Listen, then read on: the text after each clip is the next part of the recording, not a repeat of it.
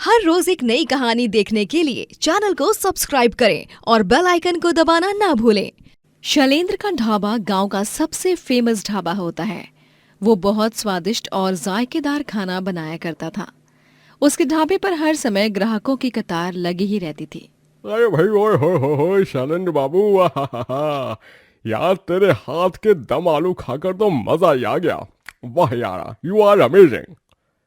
अरे सच में, तुम्हारे ढाबे के खाने की तो बात ही कुछ और है। एकदम अलग सा स्वाद है, जो बाकी किसी के हाथों के बनाए खाने में नहीं मिलता। धन्यवाद भाई साहब। शैलेंद्र अपनी बीवी गरिमा और छोटी बेटी चीनी के साथ रहता था। उसी गांव में उसका चाचा भूषण लाल भी रहता था। भूषण लाल और शैलेंद्र के स्वर्गवासी पिता की खूब दुश्मनी थी। शैलेंद्र के पिता ने भूषण लाल को जायदाद का एक भी हिस्सा नहीं दिया था। इसीलिए भूषण लाल को शैलेंद्र से भी नफरत थी। भूषण लाल शैलेंद्र की खुशियों को जलाने का तय करता है। अरे बस, अब उस शैलेंद्र को अपनी उल्टी गिनती गिननी ही होगी, क्योंकि मैं अब उसे चैन से नहीं रहने दूंगा। उसकी बीवी, उसकी बेटी और उसका वो ढाबा, सब कुछ बर्बाद करके रख दूंगा मैं अभी। भूषण लाल गुस्से में आकर गरिमा और चीनी को किडनैप करवाता है और वो शैलेंद्र के ढाबे को भी तहस नहस कर देता है, जिसके बाद शैलेंद्र को बहुत बड़ा झटका लगता है। नहीं, मेरा ढाबा, मेरी बीवी और मेरी बेटी भी मुझसे दूर चले गए। ये क्या से क्या हो गया। शैलेंद्र पुलिस स्टेशन जाकर पुलिस कंप्लेंट दर्ज करता है। एक ही दिन में ही इतना सब कुछ हो गया। आपका ढाबा भी तबाह हो गया, आपकी बीवी और बेटी भी गायब हो गई। ये जरूर किसी दुश्मन का ही काम हो सकता है। क्या आप किसी को जानते हैं, कोई दोस्त या कोई रिश्तेदार जो आपके दुश्मन है? नहीं इंस्पेक्टर साहब, ऐसा तो कोई भी नहीं है। ठीक है शैलेंद्र जी, हम इन्वेस्टिगेशन कर रहे हैं, आप चिंता मत कीजिए। आपको आपकी बीवी और बेटी वापस मिल जाएंगी। भूषण लाल के आदमी गरिमा और चीनी को एक गांव में छोड़ देते हैं, जहां वो एक साथ गुलाब चंद के यहाँ पर नौकरों वाला काम करती है। अरे भाई देखो, तुम दोनों को यहाँ पर काम करना होगा। जितना काम करोगी उतना ही फायदा में रहोगी, वरना तुम्हें और तुम्हारी बेटी को कड़ी से कड़ी सजा दी जाएगी। जी जी जी सेठ जी। और दूसरी बात, यहाँ इस बंगले में कोई भी नौकर चाकर फोन इस्तेमाल नहीं करता और ना ही घर से बाहर निकलता है, इसलिए तुम्हें यहाँ कैद ही रहना होगा। समझ गए तुम? गरिमा और चीनी घबराते हुए हाँ में सर हिलाते हैं। दोनों माँ बेटी मानो किसी जेल या पिंजरे में कैद हो चुके थे। एक महीना गुजर जाता है, लेकिन अब तक पुलिस गरिमा और चीनी को ढूंढ नहीं पाई थी। इसी बीच भूषण लाल को हार्ट अटैक आ जाता है और वो मर जाता है। शैलेंद्र अपना जीवन यापन करने के लिए बहुत सी जगहों पर जाकर नौकरी की तलाश करता है, लेकिन उसे कहीं भी अच्छी नौकरी नहीं मिलती है। वो एक ढाबा खोलने का तय करता है, लेकिन उसके पास उतने पैसे भी नहीं होते। ये कैसी विपदा आन पड़ी है भगवान जी, मैं अब क्या करूं? नया ढाबा फिर से खोलने के लिए मेरे पास तो उतने पैसे भी नहीं है, और ना ही मैं किसी से मदद मांग सकता हूं। गरिमा और चीनी मेरे घर की लक्ष्मी थे, लेकिन अब उनके जाने के बाद सब सूना सूना हो गया है। तुम दोनों की बहुत याद आती है गरिमा और चीनी, कहाँ चले गए हो तुम? शैलेंद्र कई लोगों से मदद मांगता है, लेकिन कोई उसे मदद नहीं करता। फिर वो टेंशन के मारे चलते चलते एक गांव के पास चला जाता है, जो पूरी तरह खाली था। वहां के घर, गाड़ी, बंगले, दुकान सब तबाह हो चुके थे। जब वो एक आदमी से उस गांव के बारे में पूछता है, तभी अरे भाई साहब, इस गांव में 2 महीने पहले बाढ़ आई थी, जिस कारण यहाँ सब तबाह हो गया। अच्छा, ठीक है, शुक्रिया भाई साहब। शैलेंद्र उस गांव में कुछ दूर चलकर देखता है कि वहां पर एक सही सलामत डबल डेकर बस पड़ी है। अरे वाह, ये डबल डेकर बस तो बिल्कुल नई नवेली लग रही है। पर अफसोस, ये मेरे किसी भी काम की नहीं, क्योंकि मुझे तो बस चलानी आती ही नहीं। लेकिन एक आइडिया है मेरे पास। क्यों ना मैं इस डबल डेकर बस को ही अपना ढाबा बना डालूं। मैं पहले तो इससे एक जगह पर ही रखूंगा और उसमें खाना बनाऊंगा। फिर थोड़े दिनों बाद पैसे इकट्ठा होने पर मैं एक ड्राइवर रख लूंगा जो बस चलाएगा, और मैं जगह जगह पर भी जाकर ढाबा चला सकूंगा। शैलेंद्र एक आदमी को बोलकर उस बस को अपने गांव में ले आता है और वो उस डबल डेकर बस का एक ढाबा बना लेता है और उस पर बोर्ड भी लगवा लेता है, न्यू बस ढाबा। लोग आकर्षित होकर शैलेंद्र के बस ढाबे पर आकर खाना खाने लगते हैं और बस में बैठकर बस ढाबे के आनंद को लेते हैं। बस के अंदर हर जगह सीट्स की जगह टेबल और चेयर बना दिए जाते हैं और लोग मस्त बैठकर खाना खाते समय खिड़की में देख पाते हैं। थोड़े दिनों बाद पैसे इकट्ठा होने पर शैलेंद्र एक ड्राइवर रख लेता है जो उस बस को चलाता है।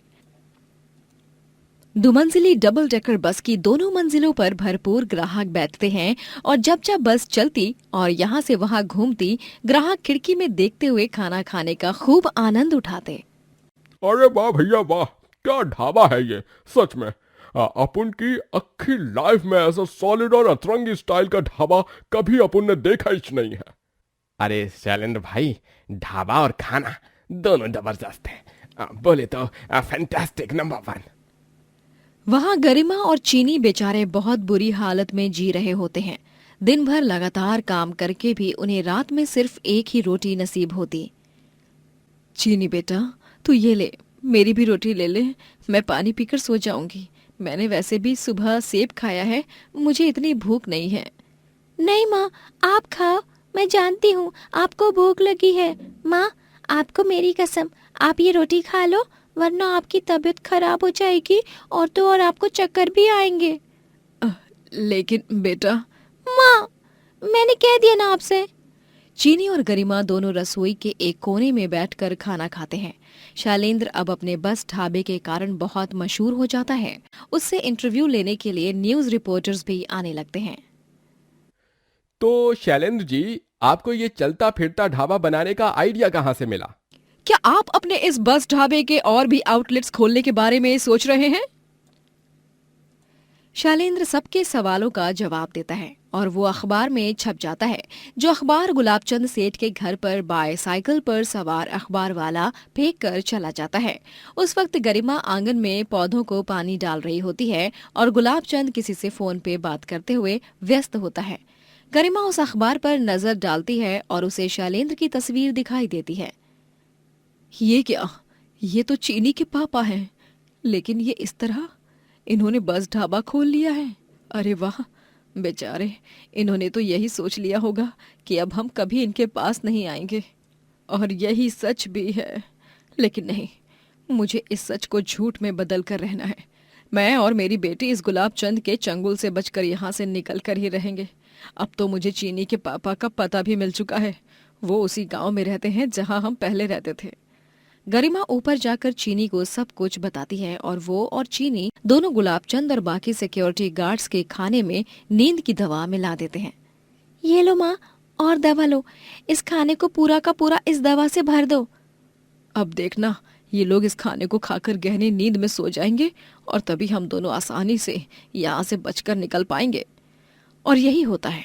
वो खाना खाकर गुलाबचंद और बाकी सिक्योरिटी गार्ड्स गहरी नींद में सो जाते हैं और गरिमा और चीनी बाकी कैद नौकरों को लेकर वहां से भाग जाते हैं और गरिमा और चीनी आखिरकार शैलेंद्र के पास आ ही जाते हैं। अरे गरिमा, चीनी, पापा! शैलेंद्र जी। तीनों का फिर से मिलन हो जाता है और फिर उस दिन के बाद से सभी एक साथ रहने लगते हैं। पुलिस गुलाबचंद को गिरफ्तार कर लेती है और शैलेंद्र अपने बस ढाबा से खूब तरक्की करता है। त्रिपाठी परिवार में वैशाली और मनोहर के 2 बेटे और 1 बेटी होती है। छोटा बेटा पंकज, उसकी बीवी सीरत, बड़ा बेटा ललित, उसकी बीवी अनुष्का और बेटी नव्या की शादी गौरव नामक एक लड़के से हुई होती है। नव्या की अपनी दोनों भाभियां अनुष्का और सीरत में से सबसे ज्यादा सीरत संग बनती, क्योंकि उसकी छोटी भाभी सीरत बहुत ही अच्छे स्वभाव की होती है। वहीं बड़ी भाभी अनुष्का थोड़ी घमंडी और अकड़ू होती है। अरे वाह नव्या, बेटा तुमने तो बहुत ही अच्छे अच्छे गिफ्ट्स लाए हैं सबके लिए शिमला से। क्या गिफ्ट माँ जी? देखिए मुझे कितनी घटिया साड़ी लाई है और सीरत की देखो कितनी सुंदर है। नव्या तो बस अपनी छोटी भाभी से ही प्यार करती है, मुझसे तो पता नहीं इसकी कौन सी जन्म की दुश्मनी है।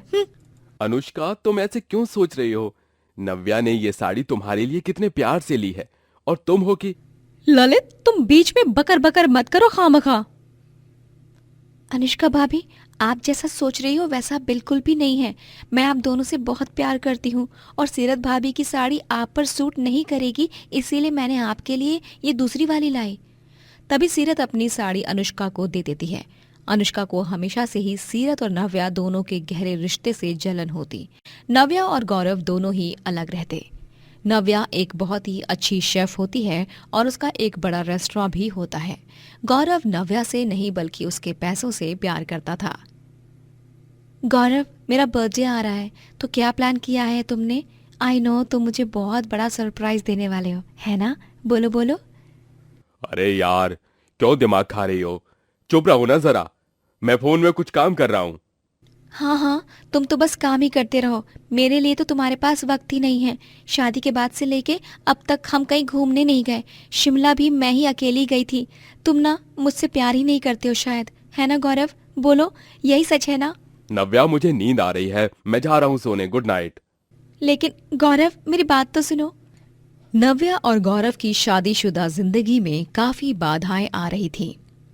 एक दिन नव्या जब रेस्टोरेंट से घर लौटती है तब देखती है कि गौरव ने तिजोरी का सारा पैसा निकाल लिया है और वो कहीं फरार हो चुका है।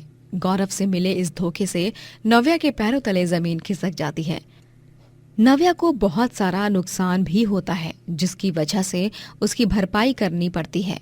नव्या के पास जो कुछ भी था वो सब उसके पास से चला जाता है और आखिर में उसे अपने मायके आकर ही रहना पड़ता है। नव्या, मेरी बच्ची, तू चिंता मत कर, सब ठीक हो जाएगा। हाँ बेटा, तो हिम्मत रख, जो हुआ सो हुआ। नवू, पुलिस डिपार्टमेंट ने इन्वेस्टिगेशन शुरू कर दी है। होप कि वो दरिंदा लुटेरा गौरव जल्द से जल्द मिल जाए। नव्या का तो रो रो कर बुरा हाल हो चुका था, लेकिन उसे इस कठिन समय में उसकी छोटी भाभी यानी सीरत बहुत सांत्वना देती है।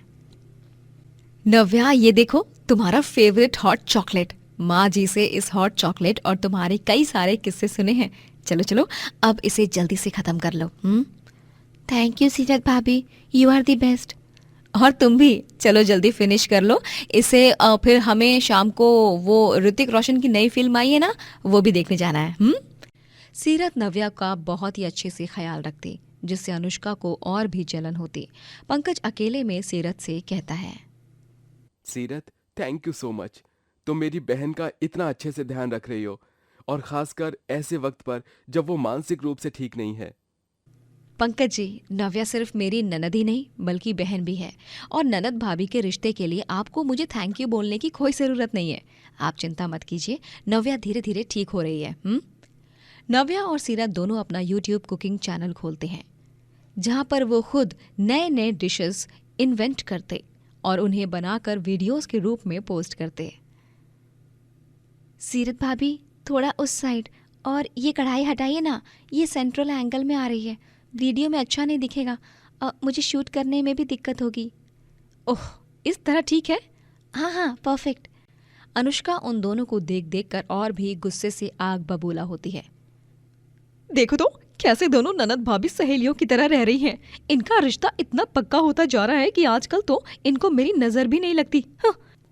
लेकिन इनकी ये खुशी ना ज्यादा दिन तक टिकने वाली नहीं, क्योंकि उसे ग्रहण लगाने वाली यहाँ खड़ी है। नव्या और सीरत दोनों को कुकिंग का बहुत शौक होता है और इसीलिए वो दोनों ज्यादातर नए नए व्यंजनों को बनाने में ही अपना टाइम बिताती। कभी कभी नए नए प्रकार के आइटम्स बनाकर सभी को खिलाती। बताइए ना आप सब, कैसा बना है मैगी का हलवा? यम्मी है ना? सिर्फ यम्मी? अरे बेटा, बहुत यम्मी बना है। इतना स्वादिष्ट पदार्थ मैं बहुत लंबे समय के बाद खा रही हूँ, मजा ही आ गया। हाँ नव्या, सोचा नहीं था कि मैगी की डिश को अगर इस प्रकार बनाएंगे तो वो इतनी टेस्टी बनेगी। सच में तुम और सीरत दोनों भी कमाल की शेफ हो, इसलिए तुम्हारे YouTube पर इतने फैंस भी बनते जा रहे हैं। ऐसे ही अतरंगी और मजेदार डिशेस बनाते रहो बेटा, खूब तरक्की करो। मेरा आशीर्वाद तो तुम्हारे साथ दिन के 24 घंटे है ही है?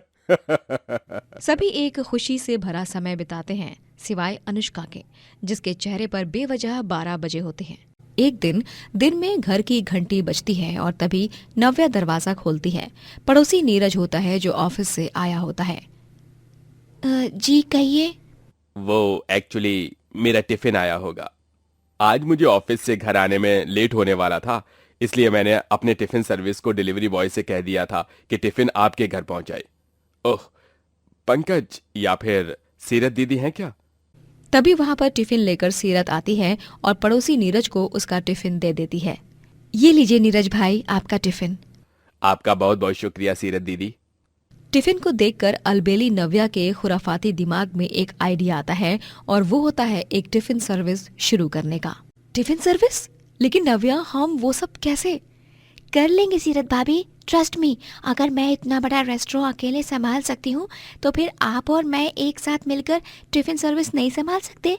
हमारे टिफिन सर्विस का नाम होगा त्रिपाठी टिफिन सर्विस, है ना कूल? और हम 2 या 3 डिलीवरी बॉयज भी रख लेंगे काम पर जो टिफिन डिलीवर करेंगे, और जिनको घर आकर टिफिन ले जाना है वो घर आकर ले जाएंगे। सिंपल। ठीक है, फिर करते हैं शुरू हम दोनों ननद भाभी का टिफिन सर्विस। नव्या और सीरत दोनों ही घर पर सारा खाना बनाती और टिफिन सर्विस प्रोवाइड करती। एक ही हफ्ते में उनका ये छोटा बिजनेस बहुत अच्छा रिस्पांस देता है। एक ही हफ्ते में 50 से भी ज्यादा ग्राहक बन जाते हैं। पूरे परिवार को उन दोनों पर बहुत गर्व महसूस होने लगता है। लेकिन अनुष्का, वो तो अब उन दोनों से और भी ज्यादा नफरत करने लगती है। एक दिन जब उन्हें एक इवेंट में टिफिन पहुंचाने का 30,000 रुपयों का ऑर्डर मिलता है, तभी अनुष्का सारे टिफिन को एक गाड़ी में ले जाकर आश्रम में बांट देती है। तभी वहां पर मंदिर से बाहर निकलती वैशाली उसे देख लेती है और घर आने के बाद, क्या हुआ सीरत बहू, नव्या बेटी, तुम दोनों इतने उदास क्यों हो? माँ जी, हमारा जो 30,000 रुपयों का ऑर्डर था उसके सारे टिफिन आंगन में से चोरी हो गए हैं। हे भगवान, अभी तुम दोनों क्या करोगी? ज्यादा बन मत अनुष्का बहू, तुझे क्या लगा तेरी चोरी पकड़ी नहीं जाएगी क्या? अरे मैंने तुझे इन दोनों की मेहनत का सारा खाना वहां आश्रम में बांटते हुए देखा था। अरे और कितना जलोगी इन दोनों से। छी, लानत है तुम पर, एक बहू होने के नाते, एक जेठानी होने के नाते और एक बड़ी भाभी होने के नाते। ये आपने बिल्कुल भी सही नहीं किया जेठानी जी। आज आपने साबित कर दिया कि आपके मन में कितना पाप है। अनुष्का से कोई बात नहीं करता है और सभी उससे दूरी बनाने लगते हैं, जिसके बाद उसे अपनी गलती का एहसास हो जाता है और वो सीरत और नव्या से माफी मांगती है। मुझे माफ कर दो, जलन के मारे पता नहीं मैं क्या क्या कर बैठी, लेकिन अब मुझे आप सबकी अहमियत पता चल गई है। मैं भी तुम दोनों के साथ टिफिन सर्विस का काम करना चाहती हूँ। क्या तुम दोनों मुझे सुधारने का एक आखिरी मौका दे सकती हो प्लीज? नव्या और सीरत दोनों अनुष्का के गले लगते हैं और उसे माफ कर देते हैं। इस तरह दोनों भाभियां और ननद की टीम मिलकर टिफिन सर्विस चलाना जारी रखते हैं और आगे जाकर खूब नाम कमाते हैं। दोस्तों, अगर आपको ये कहानी पसंद आई तो लाइक करें, शेयर करें और कमेंट करके बताएं कि कहानी में आपको सबसे अच्छा क्या लगा।